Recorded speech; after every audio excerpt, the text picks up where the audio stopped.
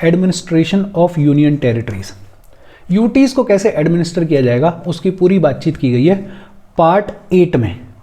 Part 8 में articles 239 से लेकर 241 तक में बात की गई है यूनियन टेरिटरीज के बारे में। अगर यूनियन टेरिटरीज के एडमिनिस्ट्रेशन की बात करें तो कहने के लिए सारी यूनियन टेरिटरीज हैं, लेकिन एडमिनिस्ट्रेटिव सिस्टम जो है वो यूनिफॉर्म नहीं है, वहाँ पे थोड़े थोड़े डिफरेंसेस हैं सभी यूनियन टेरिटरीज के एडमिनिस्ट्रेटिव सिस्टम में। किस पार्ट में बात की गई है? पार्ट 8 में बात की गई है। कौन से आर्टिकल्स में बात की गई है? आर्टिकल 239 से लेकर 241 तक में। एडमिनिस्ट्रेटिव सिस्टम की अगर बात करें तो यूनियन टेरिटरीज के बीच में यूनिफॉर्मिटी नहीं है, लेकिन हाँ हर एक यूनियन टेरिटरी को एडमिनिस्टर किया जाता है बाय द प्रेसिडेंट। कौन एडमिनिस्टर करता है यूनियन टेरिटरीज को? प्रेसिडेंट करता है, लेकिन प्रेसिडेंट डायरेक्टली नहीं करता। प्रेसिडेंट अपने बिहाफ पे एक एडमिनिस्ट्रेटर को अपॉइंट कर देता है और ये जो एडमिनिस्ट्रेटर है वो यूनियन टेरिटरी में काम करता है as the agent of president. जैसे स्टेट्स में गवर्नर होते हैं, ये वैसे यूनियन टेरिटरी का गवर्नर नहीं है, ये प्रेसिडेंट का एजेंट है जो कि एडमिनिस्ट्रेशन का कामकाज कर रहा है on behalf of president in the union territory. Articles कौन सा है? 239 से लेकर 241 तक। पार्ट कौन सा है? पार्ट 8 है। यूनियन टेरिटरी को एडमिनिस्टर कौन करता है? प्रेसिडेंट करता है, लेकिन प्रेसिडेंट डायरेक्टली नहीं करता। प्रेसिडेंट अपने बिहाफ पे एक एडमिनिस्ट्रेटर को अपॉइंट कर देता है जो कि यूनियन टेरिटरी के एडमिनिस्ट्रेशन का ध्यान रखता है। अच्छा, ये जो एडमिनिस्ट्रेटर है इसको कई नामों से जाना जाता है। कहीं कहीं किसी किसी यूनियन टेरिटरी में इसे बुलाया जाता है ल्यूटिनेंट गवर्नर, कहीं कहीं बुलाया जाता है चीफ कमिश्नर और कहीं कहीं बुलाया जाता है एडमिनिस्ट्रेटर। देख लेते हैं कि हमारी जो 8 यूनियन टेरिटरीज हैं उनमें एडमिनिस्ट्रेटर को किस नाम से बुलाया जाता है। अंडमान एंड निकोबार में बुलाया जाता है ल्यूटिनेंट गवर्नर, चंडीगढ़ में बुलाया जाता है administrator, Dadar and Nagar Haveli and Daman and Diu में बुलाया जाता है एडमिनिस्ट्रेटर, दिल्ली में बुलाया जाता है ल्यूटिनेंट गवर्नर, लक्षद्वीप में बुलाया जाता है एडमिनिस्ट्रेटर, पुडुचेरी में बुलाया जाता है lieutenant governor, Jammu and Kashmir में बुलाया जाता है ल्यूटिनेंट गवर्नर और लद्दाख में भी बुलाया जाता है ल्यूटिनेंट गवर्नर। मतलब अगर बेसिक तौर पे देखा जाए तो अंडमान एंड निकोबार आइलैंड्स में ल्यूटिनेंट गवर्नर है, दिल्ली में ल्यूटिनेंट गवर्नर है, पुडुचेरी में ल्यूटिनेंट गवर्नर है, जम्मू एंड कश्मीर में ल्यूटिनेंट गवर्नर है और लद्दाख में ल्यूटिनेंट गवर्नर है। बाकी सब में एडमिनिस्ट्रेटर बुलाया जाता है। हमारे कंट्री में 3 ही यूनियन टेरिटरीज ऐसी हैं जिनके पास में अपनी लेजिस्लेटिव असेंबली है, बाकी सारी यूनियन टेरिटरीज के पास में लेजिस्लेटिव असेंबली नहीं है। कौन कौन सी 3 यूनियन टेरिटरीज है जिनके पास में लेजिस्लेटिव असेंबली है? पुडुचेरी के पास में अपनी लेजिस्लेटिव असेंबली है और ये लेजिस्लेटिव असेंबली पुडुचेरी में कब क्रिएट की गई? 1963 में। और इसमें कितने मेंबर्स हैं? 30 मेंबर्स की लेजिस्लेटिव असेंबली है। पुडुचेरी की लेजिस्लेटिव असेंबली कब क्रिएट की गई? 1963 में। कितने मेंबर्स हैं इसमें? 30 मेंबर्स हैं। फिर 1992 में दिल्ली को लेजिस्लेटिव असेंबली प्रोवाइड कर दी गई, तो दिल्ली में भी आज की डेट में लेजिस्लेटिव असेंबली है। और कितने मेंबर्स हैं दिल्ली की लेजिस्लेटिव असेंबली में? 70 मेंबर्स हैं। और जम्मू एंड कश्मीर जो कि 2019 में क्रिएट की गई है, legislative assembly Jammu and Kashmir की यूनियन टेरिटरी की 2019 में क्रिएट की गई और कितने मेंबर्स हैं इसमें? 83 मेंबर्स हैं। बेसिक बातचीत की अभी तक अपन ने। कौन सा पार्ट है जो कि यूनियन टेरिटरी से डील करता है? पार्ट 8, आर्टिकल्स 239 से लेके 241 तक। कौन एडमिनिस्टर करता है? प्रेसिडेंट करता है, लेकिन प्रेसिडेंट डायरेक्टली नहीं करता। प्रेसिडेंट अपने बिहाफ पे एक एडमिनिस्ट्रेटर को अपॉइंट कर देता है और ये जो एडमिनिस्ट्रेटर है ये काम करता है, ये एडमिनिस्टर करता है यूटी को एज एजेंट ऑफ प्रेसिडेंट। इसको कई नामों से जाना जाता है। कहीं इसको बुलाया जाता है ल्यूटिनेंट गवर्नर, कहीं बुलाया जाता है चीफ कमिश्नर और कहीं बुलाया जाता है एडमिनिस्ट्रेटर। ल्यूटिनेंट गवर्नर कहाँ बुलाया जाता है? अंडमान एंड निकोबार आइलैंड्स की यूटी में, दिल्ली में, इसके अलावा पुडुचेरी में, जम्मू एंड कश्मीर में और लद्दाख में। बाकी सब जगह पे क्या बुला रहे हैं? एडमिनिस्ट्रेटर बुला रहे हैं। 3 ही यूटीज ऐसी हैं जिनके पास में अपनी लेजिस्लेटिव असेंबली है। 1963 में पुडुचेरी को लेजिस्लेटिव असेंबली मिली, 1992 में दिल्ली को लेजिस्लेटिव असेंबली मिली और फिर 2019 में जम्मू एंड कश्मीर को लेजिस्लेटिव असेंबली मिली। अच्छा, यूनियन टेरिटरीज के कॉन्टेक्स्ट में कौन सी पावर किसके पास में है? देखो, पार्लियामेंट के पास में पावर है कि पार्लियामेंट जो है वो यूनियन टेरिटरीज के लिए किसी भी सब्जेक्ट पे, तीनों लिस्ट के किसी भी सब्जेक्ट पे कानून बना सकता है। 3 लिस्ट अपन ने पढ़ी हुई हैं, एक होती है यूनियन लिस्ट, एक होती है कॉन्करेंट लिस्ट और एक होती है स्टेट लिस्ट। तो तीनों लिस्ट में जो भी सब्जेक्ट्स दिए हुए हैं यूनियन टेरिटरीज के लिए, उनमें से किसी भी सब्जेक्ट पे पार्लियामेंट लॉ बना सकता है किसी भी यूनियन टेरिटरी के लिए। वो यूनियन टेरिटरीज जिनके पास में अपनी लेजिस्लेटिव असेंबली है उनके लिए भी किसी भी लिस्ट के किसी भी सब्जेक्ट पे पार्लियामेंट लॉ बना सकता है। लेकिन हाँ, जब 3 यूटीज को लेजिस्लेटिव असेंबली प्रोवाइड की गई है तो उस लेजिस्लेटिव असेंबली का कुछ काम होगा। तो जिन 3 यूटीज में दिल्ली, पुडुचेरी और जम्मू एंड कश्मीर, जिन 3 यूटीज में लेजिस्लेटिव असेंबली है, वहां की legislative assembly can also make laws for any subject. अगर बात की जाए पुडुचेरी की, तो पुडुचेरी की लेजिस्लेटिव असेंबली स्टेट लिस्ट के और कॉन्करेंट लिस्ट के किसी भी सब्जेक्ट पे लॉ बना सकती है, कोई दिक्कत वाली बात नहीं है। बात अगर की जाए दिल्ली की, तो दिल्ली की लेजिस्लेटिव असेंबली कॉन्करेंट लिस्ट के किसी भी सब्जेक्ट पे लॉ बना सकती है, स्टेट लिस्ट के किसी भी सब्जेक्ट पे लॉ बना सकती है, सिवाय 3 के। पब्लिक ऑर्डर पे लॉ नहीं बना सकती, पुलिस पे लॉ नहीं बना सकती और लैंड पे लॉ नहीं बना सकती। मतलब स्टेट लिस्ट के ये जो 3 सब्जेक्ट्स हैं, पब्लिक ऑर्डर, पुलिस और लैंड, इस पे दिल्ली की लेजिस्लेटिव असेंबली लॉ नहीं बना सकती। इस पे लॉ कौन बनाएगा? इस पे लॉ बनाएगा सेंट्रल गवर्नमेंट। और अगर बात की जाए जम्मू एंड कश्मीर की, तो जम्मू एंड कश्मीर की लेजिस्लेटिव असेंबली कॉन्करेंट लिस्ट के किसी भी सब्जेक्ट पे लॉ बना सकती है, स्टेट लिस्ट के भी किसी भी सब्जेक्ट पे लॉ बना सकती है, एक्सेप्ट 2 पे नहीं बना सकती। पब्लिक ऑर्डर के बारे में लॉ नहीं बना सकती जम्मू एंड कश्मीर की लेजिस्लेटिव असेंबली, और पुलिस के ऊपर लॉ नहीं बना सकती जम्मू एंड कश्मीर की लेजिस्लेटिव असेंबली। देखो अपन क्या कह रहे हैं कि पार्लियामेंट के पास में पावर है कि यूनियन टेरिटरीज के कॉन्टेक्स्ट में किसी भी लिस्ट के किसी भी सब्जेक्ट पे पार्लियामेंट कोई भी लॉ बना सकता है, इवन उन यूनियन टेरिटरीज के लिए भी जिनके पास में अपनी लेजिस्लेटिव असेंबली है। लेकिन हाँ, जिन 3 यूटीज के पास में अपनी लेजिस्लेटिव असेंबली है, वो भी कॉन्करेंट लिस्ट, स्टेट लिस्ट के किसी भी सब्जेक्ट पर लॉ बना सकते हैं। कुछ ध्यान देने वाली चीज़ है, जैसे पुडुचेरी की जो लेजिस्लेटिव असेंबली है वो स्टेट लिस्ट के, कॉन्करेंट लिस्ट के किसी भी सब्जेक्ट पर लॉ बना सकता है, कोई दिक्कत वाली बात नहीं है। दिल्ली की जो लेजिस्लेटिव असेंबली है वो कॉन्करेंट लिस्ट के तो किसी भी सब्जेक्ट पर लॉ बना सकते हैं, स्टेट लिस्ट के किसी भी सब्जेक्ट पे लॉ बना सकते हैं, सिवाय 3 के। कौन कौन से 3 है? पब्लिक ऑर्डर, पुलिस और लैंड। जम्मू एंड कश्मीर की लेजिस्लेटिव असेंबली कॉन्करेंट लिस्ट के किसी भी सब्जेक्ट पे लॉ बना सकते हैं, स्टेट लिस्ट के भी किसी भी सब्जेक्ट पे लॉ बना सकते हैं, एक्सेप्ट 2। कौन कौन से 2? पब्लिक ऑर्डर और पुलिस। अच्छा, ये बट ऑब्वियस सी बात है, जग जाहिर बात है कि अगर किसी भी केस में कॉन्फ्लिक्ट होगा पार्लियामेंट के लॉ के बीच में और ये जो लेजिस्लेटिव असेंबलीज ने लॉ बनाए उनके बीच में, तो किसका लॉ प्रिवेल करेगा? पार्लियामेंट का लॉ प्रिवेल करेगा। बड़ा सिंपल सी बात है। दूसरा, प्रेसिडेंट जो है वो Andaman and Nicobar island, Lakshadweep, Ladakh, Dadar Nagar Haveli and Daman and Diu के पीस के लिए, प्रोग्रेस के लिए, गुड गवर्नमेंट के लिए कोई भी रेगुलेशन बना सकता है, कोई दिक्कत वाली बात नहीं है। पार्लियामेंट किसी भी यूनियन टेरिटरी के लिए किसी भी सब्जेक्ट पे लॉ बना सकता है, कोई दिक्कत नहीं है। ये पहली चीज पढ़ी अपन ने। फिर देखा कि पुडुचेरी, दिल्ली और जम्मू एंड कश्मीर के सिनेरियो में क्या क्या एक्सेप्शंस हैं। फिर दूसरा बोला गया कि प्रेसिडेंट जो है वो Andaman and Nicobar, Lakshadweep, Ladakh, Dadar and Nagar Haveli and Daman and Diu के पीस, प्रोग्रेस और गुड गवर्नमेंट के लिए कोई भी रेगुलेशन बना सकता है, कोई परेशानी नहीं है। पुडुचेरी के लिए भी प्रेसिडेंट जो है वो रेगुलेशन बना सकता है, लेकिन तब जब असेंबली वहां की सस्पेंडेड हो या फिर डिसॉल्व्ड हो। अगर पुडुचेरी की लेजिस्लेटिव असेंबली सस्पेंडेड है, डिसॉल्व्ड है, तो प्रेसिडेंट वहां के लिए कोई भी रेगुलेशन बना सकता है, और प्रेसिडेंट जो भी रेगुलेशन बनाएगा उसमें सेम फोर्स होता है जो किसी पार्लियामेंट के कानून में होता है। अच्छा, प्रेसिडेंट जो है वो पार्लियामेंट के बनाए हुए किसी भी लॉ को रिपील भी कर सकता है या अमेंड भी कर सकता है यूनियन टेरिटरी के लिए। देखो, पार्लियामेंट के पास एक पावर कि वो तीनों में से किसी भी लिस्ट पर जो भी सब्जेक्ट दे रखे हैं उन पे कानून बना सकता है फॉर द यूनियन टेरिटरी। फिर जिन यूटीज के पास में लेजिस्लेटिव असेंबली है वहाँ कुछ चीज़ें ध्यान देने वाली हैं। क्या ध्यान देने वाली हैं? कि पुडुचेरी जो है वो स्टेट लिस्ट, कॉन्करेंट लिस्ट के किसी भी सब्जेक्ट पर लॉ बना सकता है। दिल्ली जो है वो कॉन्करेंट लिस्ट, स्टेट लिस्ट के किसी भी सब्जेक्ट पर लॉ बना सकता है, सिवाय 3 के। कौन कौन से? पब्लिक ऑर्डर, पुलिस और लैंड। और जम्मू कश्मीर की legislative assembly concurrent list, state list के किसी भी सब्जेक्ट पर लॉ बना सकते हैं, except public order and police. अच्छा, बाकी जो अंडमान एंड निकोबार आइलैंड्स है, लक्षद्वीप है, लद्दाख है, Dadar Nagar Haveli and Daman and Diu है, उसके पीस के लिए, उसके प्रोग्रेस के लिए, उसके गुड गवर्नमेंट के लिए प्रेसिडेंट अगर चाहें तो कोई भी रेगुलेशन बना सकते हैं। पुडुचेरी की लेजिस्लेटिव असेंबली जब सस्पेंडेड हो या फिर डिसॉल्व्ड हो तो प्रेसिडेंट पुडुचेरी के लिए कोई भी रेगुलेशन बना सकते हैं, कोई दिक्कत वाली बात नहीं है। और रेगुलेशन में सेम वही पावर है जो किसी पार्लियामेंट के एक्ट में होती है। प्रेसिडेंट अगर चाहें तो यूनियन टेरिटरी में कोई भी एक्ट ऑफ पार्लियामेंट जो लागू हो रहा है उसको रिपील कर सकते हैं, उसको अमेंड कर सकते हैं। बहुत सिंपल सी चीज़ है। अच्छा, यूनियन टेरिटरीज में हाई कोर्ट को स्टैब्लिश करने की पावर किसकी है? पार्लियामेंट की है। पार्लियामेंट में establish high court for a union territory अलग से स्टैब्लिश कर सकते हैं।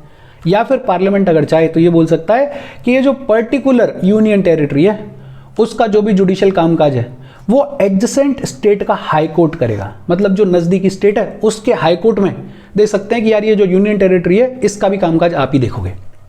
जब जस्टिस की जुरिस्डिक्शन की बात आए तो पार्लियामेंट अगर चाहे तो किसी यूटी के लिए अलग से हाई कोर्ट क्रिएट कर सकता है या फिर इट में put it under the jurisdiction of high court of the adjacent state.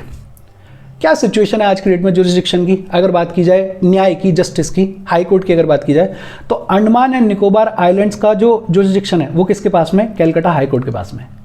Chandigarh का किसके पास में? Punjab and Haryana high court के पास में। Dadar and Nagar Haveli and Daman and Diu का किसके पास में? बॉम्बे हाई कोर्ट के पास में। दिल्ली इकलौती ऐसी यूनियन टेरिटरी है जिसके पास में अपना हाई कोर्ट है और दिल्ली के लिए हाई कोर्ट दिया गया 1966 में।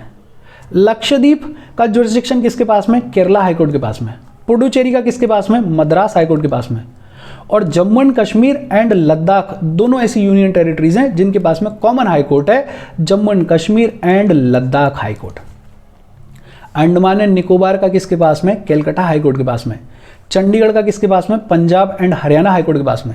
Dadar and Nagar Haveli and Daman and Diu का किसके पास में? बॉम्बे हाई कोर्ट के पास में। दिल्ली इकलौती ऐसी यूनियन टेरिटरी है जिसके पास में अपना हाई कोर्ट है सिंस 1966। लक्षद्वीप किसके पास में? केरला हाई कोर्ट के पास में। पुडुचेरी किसके पास में? मद्रास हाई कोर्ट के पास में। जम्मू एंड कश्मीर एंड लद्दाख दोनों के लिए कॉमन हाई कोर्ट है, उसका नाम क्या है? Jammu and Kashmir and Ladakh high court. ये तो बात हो गई यूटीज के बारे में। अब टेरिटरी ऑफ इंडिया में एक तीसरी चीज भी तो हो सकती है, अक्वायर्ड टेरिटरी। अब हमारे कंट्री ने कोई टेरिटरी अक्वायर की, उसको एडमिनिस्टर करने के लिए कॉन्स्टिट्यूशन में कोई भी सेपरेट प्रोविजन है नहीं। बट हाँ, बड़ा सिंपल है कि अगर कोई टेरिटरी अक्वायर की जाएगी तो जैसे यूनियन टेरिटरी को एडमिनिस्टर किया जाता है वैसे ही उन्हीं कॉन्स्टिट्यूशनल प्रोविजंस के तहत उस अक्वायर्ड टेरिटरी को भी एडमिनिस्टर किया जाएगा। बहुत सिंपल सी बात है। अब बात आती है स्पेशल प्रोविजंस फॉर दिल्ली की।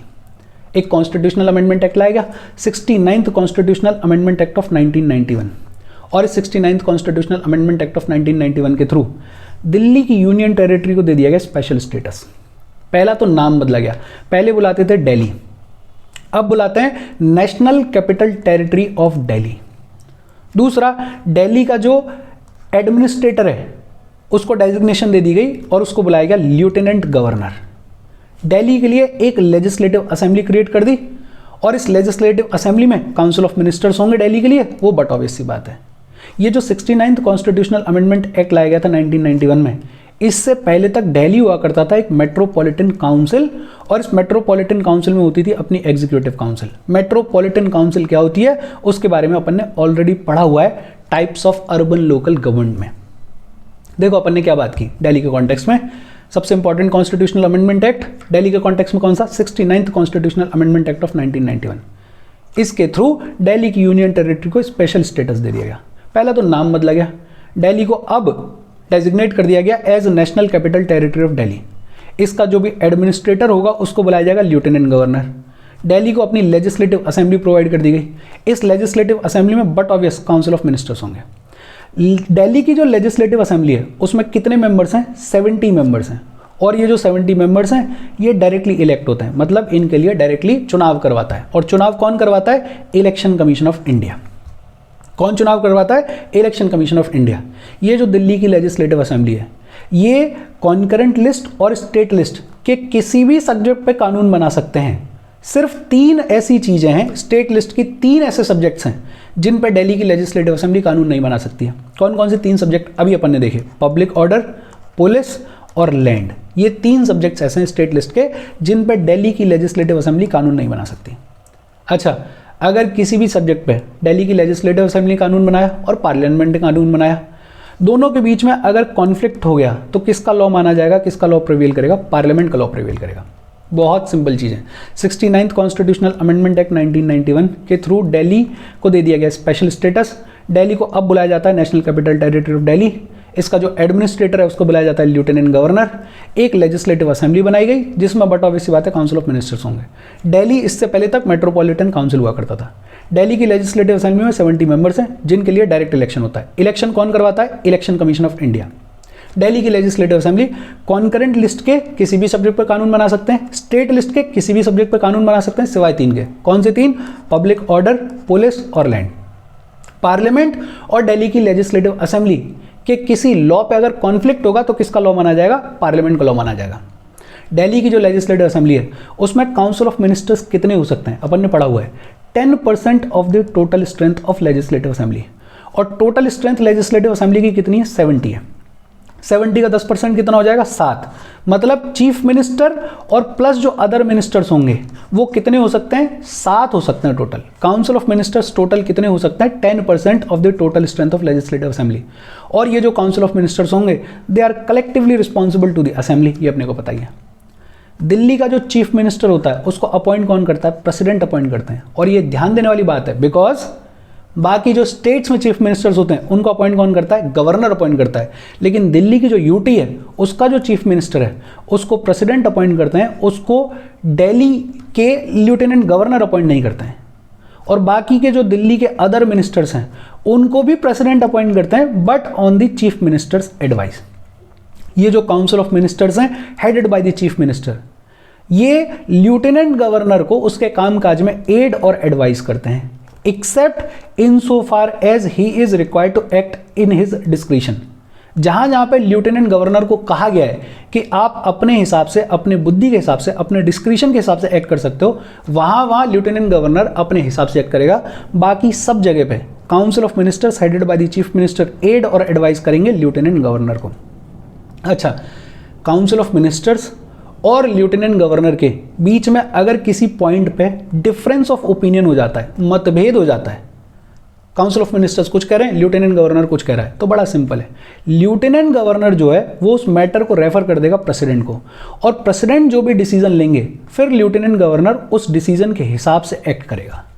बहुत सिंपल सी बात की अभी तक अपन ने, एक बार फटाफट से देख लेते हैं। देखो, सबसे पहली चीज़ तो ये कि पार्लियामेंट के पास में अधिकार है कि वो अगर चाहे तो यूनियन टेरिटरी के लिए अलग से हाईकोर्ट स्टैब्लिश कर सकता है, या फिर किसी पास वाले स्टेट को बोल सकता है कि ये जो यूनियन टेरिटरी है इसका कामकाज भी आप ही देखोगे।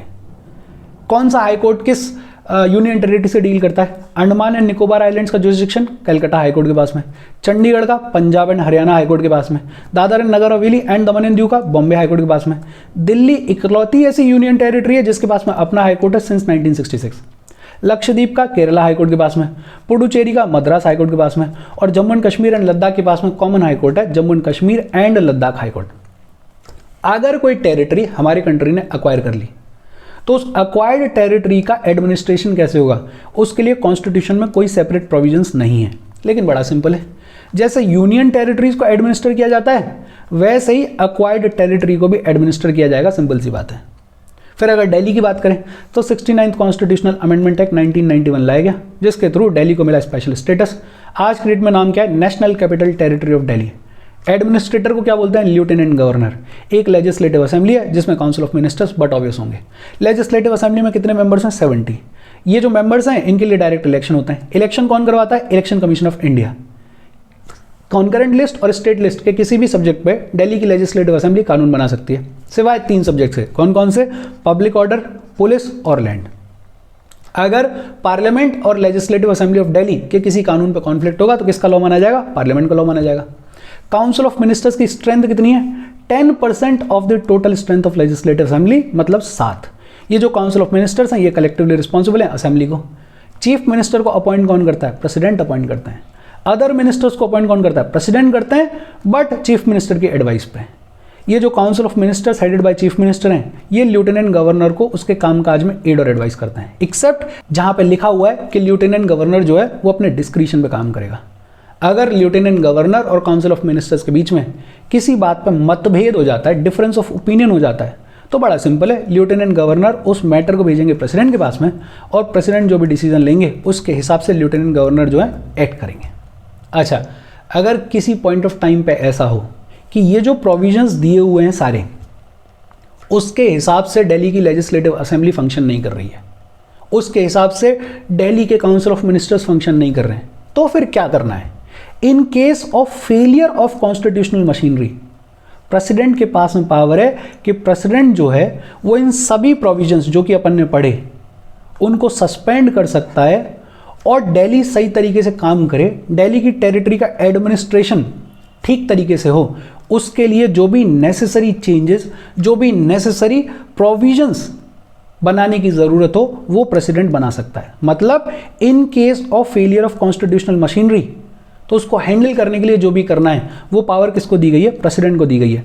अब ये सुन के ही लग रहा होगा, ये लगभग वैसा है जैसा स्टेट्स में आर्टिकल 356 होता है। स्टेट्स में क्या होता है कि अगर स्टेट्स में कॉन्स्टिट्यूशनल मशीनरी ठीक तरीके से काम नहीं कर रही है तो स्टेट्स में लगाया जा सकता है प्रेसिडेंट रूल। वैसे ही कुछ उसी फॉर्म में अगर दिल्ली की लेजिस्लेटिव असेंबली, दिल्ली की सरकार अगर कॉन्स्टिट्यूशन के हिसाब से फंक्शन नहीं कर रही है, जो प्रोविजंस अपन ने पढ़े उनके हिसाब से फंक्शन नहीं कर रही है, तो प्रेसिडेंट के पास में पावर है कि प्रेसिडेंट जो है वो उन प्रोविजंस को सस्पेंड करके जो भी नेसेसरी चेंजेस की जरूरत है वो कर सकते हैं। प्रेसिडेंट ऐसा कर कब सकते हैं? या तो प्रेसिडेंट लेफ्टिनेंट गवर्नर की रिपोर्ट के बेसिस पे कर सकते हैं, या अदरवाइज उनको खुद भी लगे तो भी कर सकते हैं। ये जो लेफ्टिनेंट गवर्नर है दिल्ली का, ये ऑर्डिनेंस भी इश्यू कर सकता है, लेकिन तब जब दिल्ली की लेजिस्लेटिव असेंबली रिसेस में हो।